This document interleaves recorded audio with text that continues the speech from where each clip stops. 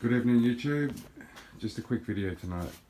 It's too late to do any forging in suburbia here, so I thought I'd show how I light the shed in the evening time. There's no mains power, so I've rigged up a battery to a 10 watt solar panel.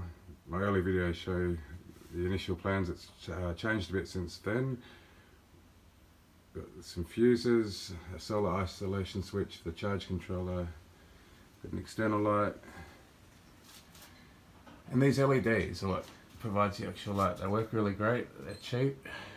Got some strips along the top there, and some more along the sides. When I need to use power tools, I need to run an extension cord. But for what I need to do in the evening, the battery seems to last fine. The 10 watt panel charges it sufficiently for me to use it for a few hours each evening if I need to. Yeah, I should get back to the projects on the weekend if I've got time, halfway through a few things. But thank you very much for watching. Like, subscribe, share my videos, and have a nice evening. Good night.